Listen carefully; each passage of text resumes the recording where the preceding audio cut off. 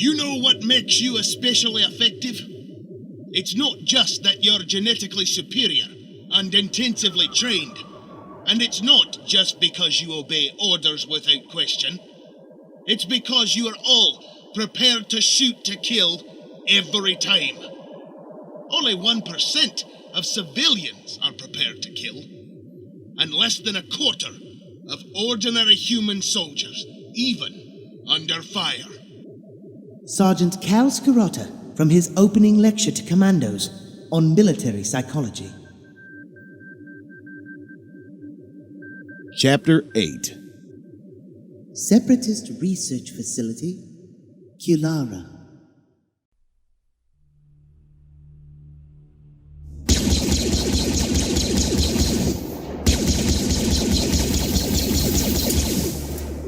The droid fired a volley of bolts at the sealed alloy doors until they glowed red, and still nothing happened.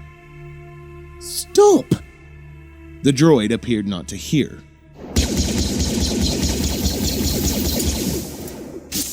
Dr. Ovalot Quail Uthon ran down the flight of steps, red and black strands of hair streaming out behind her. She was wearing a voluminous dark blue nightgown. It looked as expensive as her daywear. Hokin saluted her politely and went on watching the droid's progress.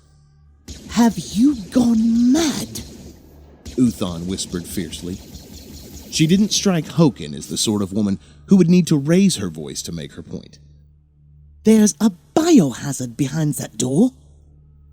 I know, Hokin said. Just testing. It's all holding up well indeed. Excellent safety bulkheads. Uthon took a discreet but deep breath and glanced briefly at the back of her hands. This facility has been built and tested to the highest containment standards, Major. You needn't worry. But I do, Doctor. He watched the droid patiently, wasting bolt after bolt on the door for a while. It paused to swap power packs. Stop! Roger, roger. It stopped. Hokin took out the lightsaber he had taken from Cass Fleer and ran its pure blue light down the seam between the two doors. Smoke curled up from the surface, but no breach appeared. It would take even a Jedi a long time to cut through this plating. Forgive my insistence, but could this not wait until the morning? Uthon asked. I'm working around the chrono as it is to weaponize this agent. I even sleep here. I would prefer to be doing that right now. My apologies, Doctor, but we might not have the luxury of time. What's time got to do with it? I think I need to relocate you. Uthon had a way of lowering her head slightly, then straightening up as if she were a crate dragon. It was most impressive.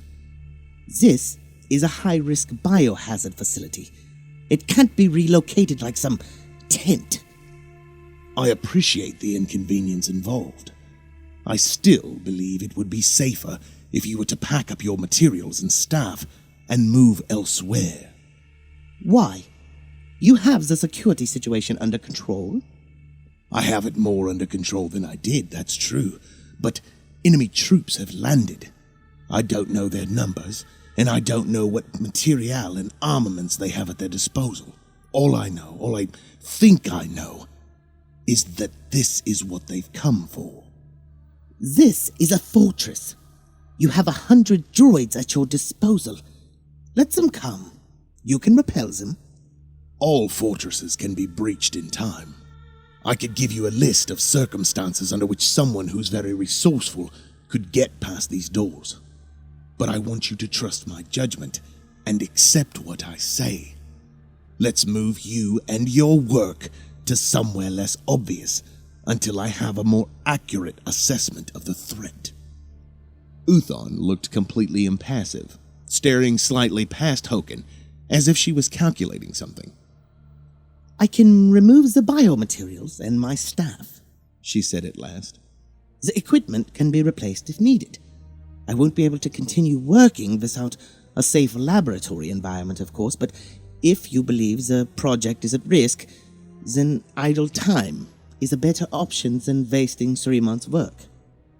What a splendidly sensible woman she was, almost Mandalorian in her discipline and dedication. Hokin ushered the droid out. "How long?" he asked. 6 hours, perhaps.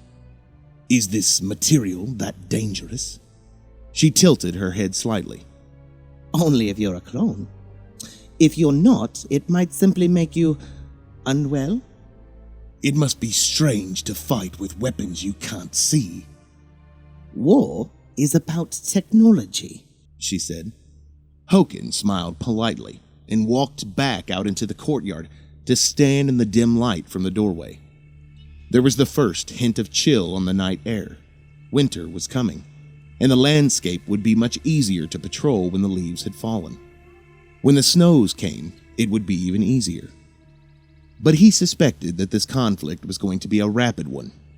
Intelligence reports were starting to come in that the Republic was now fighting on hundreds of different fronts. Hundreds.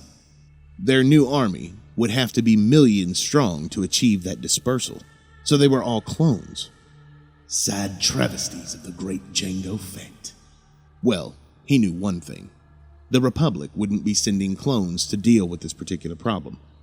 They had to know the Separatists already had the one weapon that could stop them in their tracks, and this kind of operation was beyond the capacity of the docile infantry clones Uthon had described. This was not a game of numbers.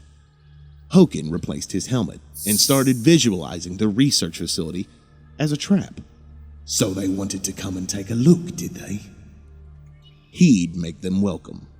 "Droids, form up. 2 ranks across this entrance."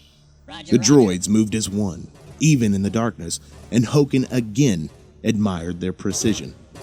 Now they were a road sign, pointing the way to the target, confirming what the Republic thought it knew, but they'd be wrong.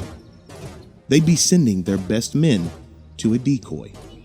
War is about technology.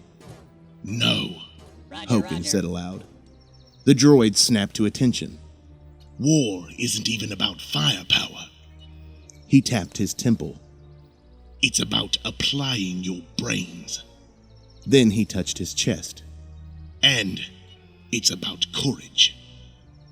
He didn't expect the droids to understand that.